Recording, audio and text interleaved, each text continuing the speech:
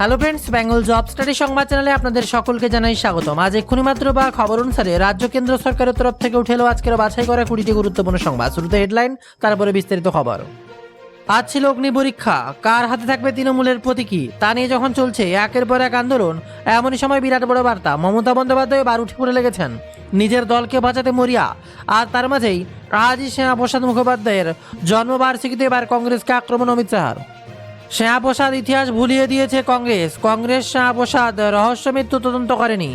কাশ্মীরকে ভারতের সঙ্গে রাখতে আত্মবলিদান করেছিল শ্যামাপ্রসাদ, আর এখন মোদি 370 দ্বারা বিলুপ্ত করেছেন। শাহ ঘোষণা করেন শ্যামাপ্রসাদ ইনস্টিটিউট তৈরি করা হবে। শাহ ঘোষণা করেন যেখানে 125 ফুট উঁচু মূর্তি তৈরি হচ্ছে সেখানে হবে ওই রিসার্চ সেন্টার। আন্তর্জাতিক ফুটবল থেকে অবসর নিলেন এবার ব্রাজিল তারকা ফুটবলার নেইমার। চলতি বিশ্বকাপের শেষে 16 রাউন্ড ম্যাচে নেওয়ার বিরুদ্ধে 1-2 ফলাফল হেরে ব্রাজিলকে ছিটকে যেতেই মাঠে কান্নায় ভেঙে পড়ে 34 বছরের মহাতারকা। ম্যাচ শেষে তিনি ঘোষণা করেন নিজের অবসর। বিশ্বকাপ থেকে বিদায়ের পরে নেইমারের এই ঘোষণায় আরও ভেঙে পড়েছে ব্রাজিল ভক্তরা। তবে একটাই সান্ত্বনা, গোল পেনাল্টি করেই আন্তর্জাতিক ফুটবলকে বিদায় জানালেন নেইমার। অন্যদিকে আবার অন্নপূর্ণার জোড়া নিয়ে সংসারে অশান্তি। বিরাট বড় খবর, অন্নপূর্ণার টাকা না মেলায় নদিয়ার তেহট্ট 1 নম্বর ব্লক অফিসে বিক্ষোভ দেখালেন বহু উপভোক্তা। তাদের সঙ্গে বিক্ষোভে সামিল হয়েছিলেন এক যুবকও। তবে তার বক্তব্যে সবচেয়ে বেশি আলোচনার কেন্দ্রবিন্দুতে উঠে এসেছে যুবকের দাবি, প্রকল্পের টাকা নিয়ে তাদের পরিবারে অশান্তি শুরু হয়েছে। কারণ তার মায়ের অ্যাকাউন্টে টাকা এলেও স্ত্রীর অ্যাকাউন্টে এখনও টাকা ঢুকেনি, যদিও অনেকেই তার সঙ্গে সহমত পোষণ করে। আর এমনই সময় শুভেন্দু অধিকারীর বিরাট বড় বার্তা, সর্বোচ্চ শাস্তির হুঁশিয়ারি শুভেন্দুর। বারুইপুরে কিশোরী অস্বাভাবিক মৃত্যু ও গণপিটুনির ঘটনাকে কেন্দ্র করে শুরু হয়েছে রাজনৈতিক চাপানুতর। সিএম শুভেন্দু অধিকারীর হুঁশিয়ারি, এই জঘন্যতম যে অপরাধ হয়েছে তাকে সর্বোচ্চ শাস্তি দেওয়া হবে। একই সঙ্গে বলেছেন গোলমাল ও গণপিটুনির ঘটনায় যে 3 মামলা রুজু হয়েছে তার সঙ্গে জড়িতদেরও রেয়াত করা হবে না। গণপিটুনিতে যে মামলা হয়েছে তার নেপথ্যে তিনি সাম্প্রদায়িক যোগ দেখছেন, প্ররোচনার অভিযোগ তুলেছেন বিরোধী শিবিরের বিরুদ্ধে। আর অন্যদিকে শ্যামাপ্রসাদ মুখার্জির জন্মবার্ষিকীতে বিশেষ বার্তা মোদির। শ্যামাপ্রসাদ মুখোপাধ্যায়ের জন্মবার্ষিকীতে ভিডিও বার্তা পিএম মোদি বলেন, যখন জনসংযোগ তৈরি হয়েছিল তখন চারদিকের কংগ্রেসকে দেখা যেত, আর এমন সময় অন্য বিচারধারায় কোনো জায়গা ছিল না। তখন সব পরিস্থিতির সঙ্গে লড়াই অন্য এক বিচারধারা শুরুর সাহস দেখিয়েছিলেন।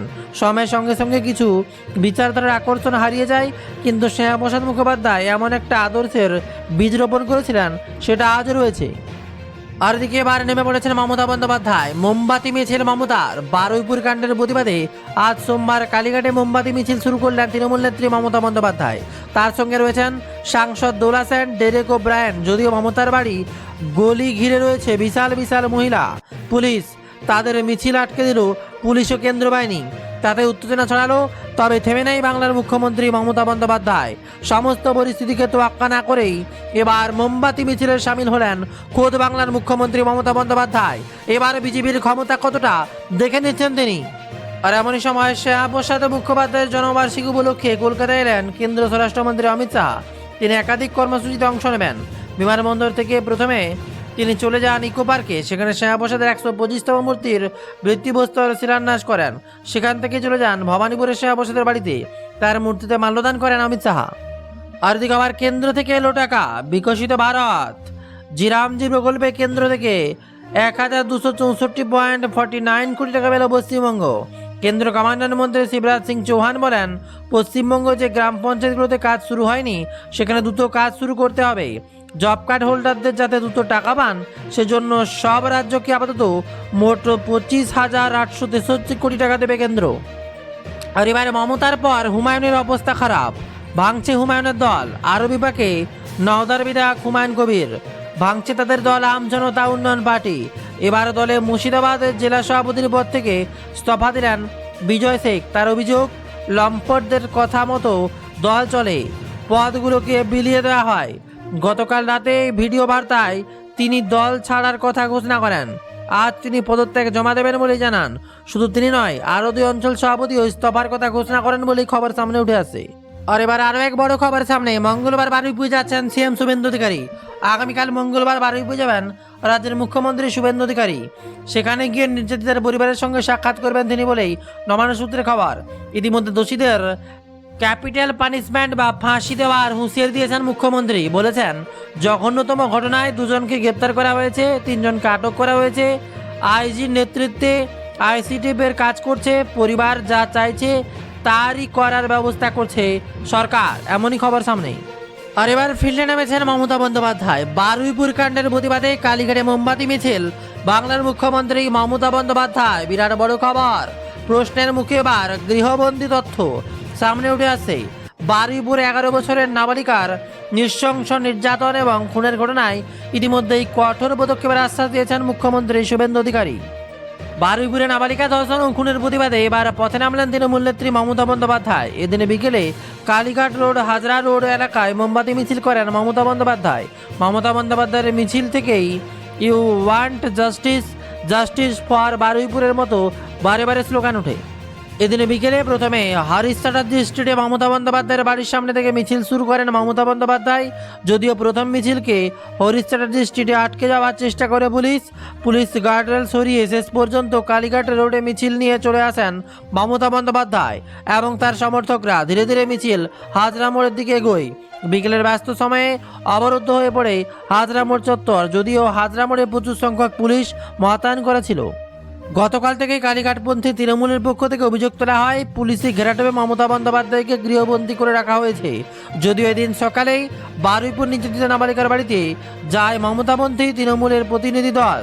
আর তারপরে দিন বিকেলে মমতা বন্দ্যোপাধ্যায়ের মোমবাতি মিছিল আটকাতে কোনোভাবেই বল প্রয়োগ করে দেখা যায়নি পুলিশকে।